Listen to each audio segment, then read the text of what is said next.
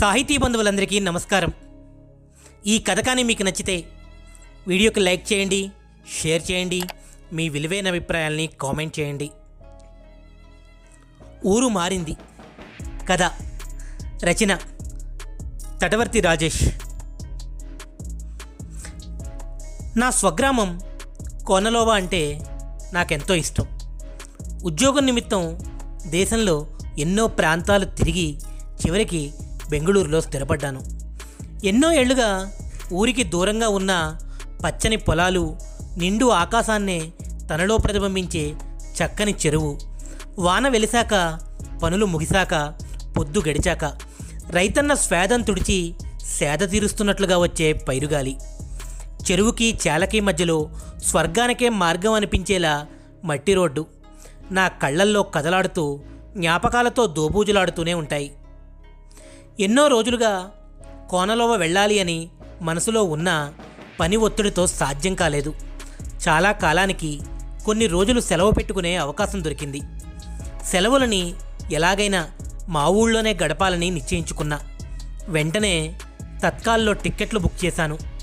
నేను వస్తున్నట్లు కోనలోవలో ఉన్న బాబాయ్కి ఫోన్ చేశాను. పెళ్ళిళ్ళ సీజన్ కావడంతో ట్రైన్ రద్దీగా ఉంది. ట్రైన్ వేగంగా కదులుతూ ఉంది. నెమ్మదిగా నా ఆలోచనలు గతంలోకి జారుకున్నాయి. చిన్నతనంలో మా ఇంటి వెనుక మామిడి తోటలో 2 కాయలు దొంగతనం చేశాను.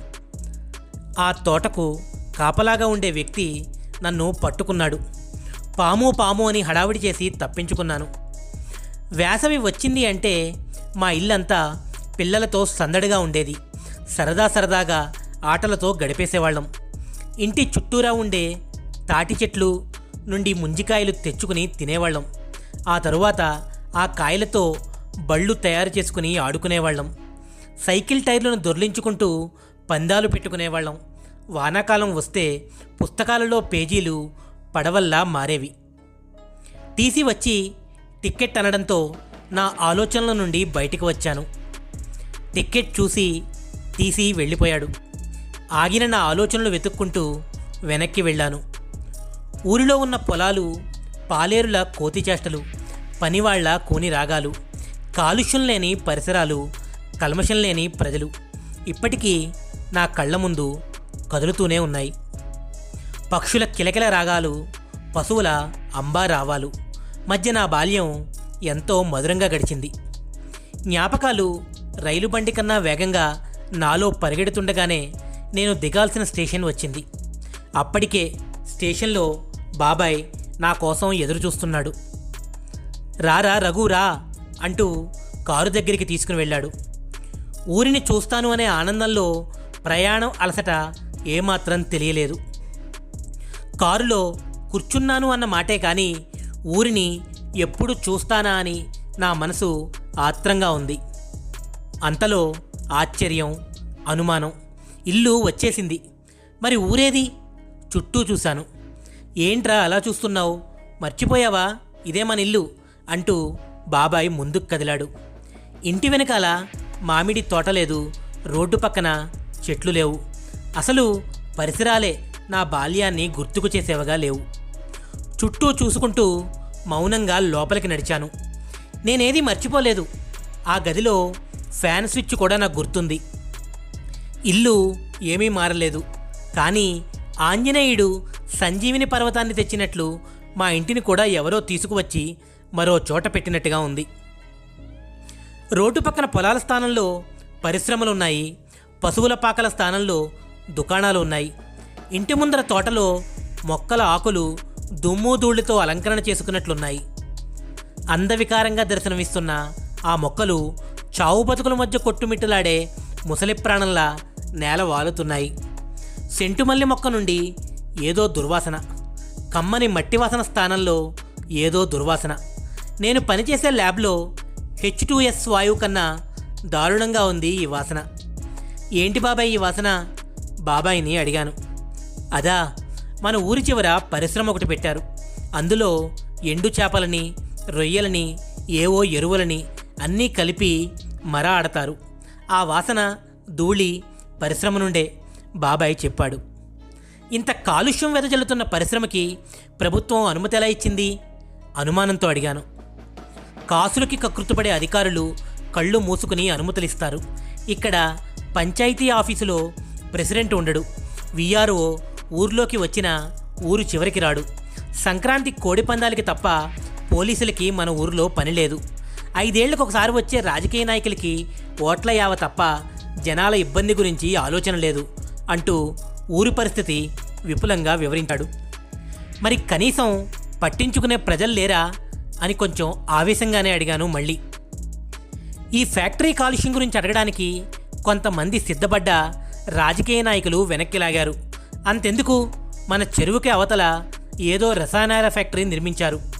దాని నుండి వచ్చే వ్యర్థ రసాయనాలు మన చెరువులోకి వదులుతుంటే ప్రజలు ఆవేశంతో ఊగిపోయారు. చెరువులోకి రసాయనాల ఆసక్తిగా అడిగాను. ఏం చేశారు అని. ఏం చేస్తారు? మీటింగ్ పెట్టారు. కుర్రాళ్ళకి ఉద్యోగాలు ఇవ్వండి, నీళ్లు కాలుష్యం కాకుండా చూడండి అని కోర్కెలు చెప్పి క్లోజ్ చేశారు. నవ్వుతూ చెప్పాడు బాబాయ్. అంతేనా అడిగాను. అంతకన్నా ఏమి చేయగలరు? ఆ ఫ్యాక్టరీ యాజమాన్యం గత సంవత్సరం లక్షల్లో విరాళాలు అందించి మన ఊరి దసరా సంబరాలు అంబరాన్ని తాకేలా వైభవంగా జరిపించారు. ఆ విరాళాలు మన ఊరి వాళ్ళ నోరు నొక్కేశాయి. తరువాత నేను ఏమైనా తక్కువ తిన్నానా అన్నట్టుగా మరో ఫ్యాక్టరీ వాడు వినాయక చవితి వేడుకలకు అయ్యే ఖర్చు మొత్తం భరిస్తానని హామీ ఇచ్చాడు. పారిశ్రామిక అభివృద్ధి పేరుతో పచ్చని పల్లెలని విష రసాయనాలతో కలుషితం చేయడం తలుచుకుంటేనే నా రక్తం మరిగిపోతోంది.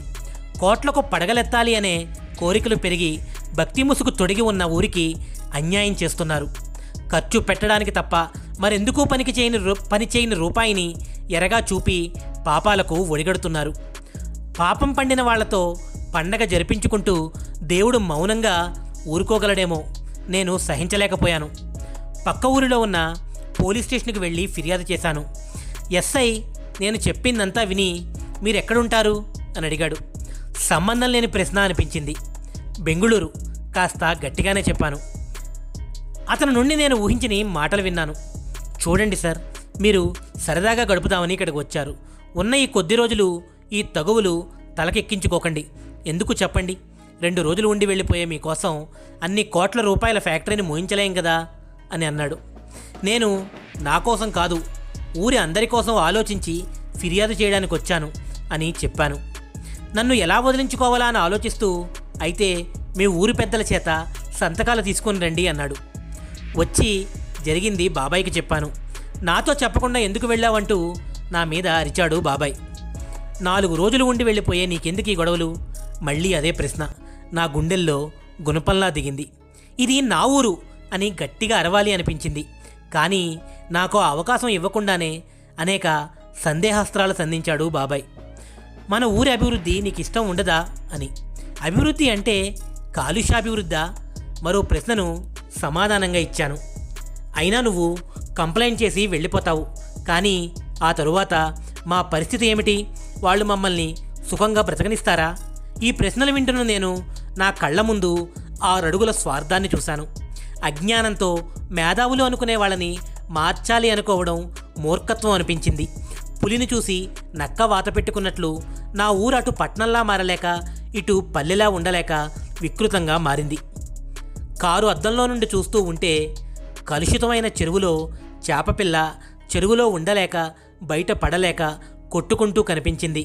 నరకం అనుభవిస్తున్న ఆ చేపపిల్ల త్వరగా స్వర్గం చేరాలని ఆశిస్తూ నిస్సహాయంగా తలదించాను. ఈ కథ కానీ మీకు నచ్చితే లైక్ చేయండి, షేర్ చేయండి.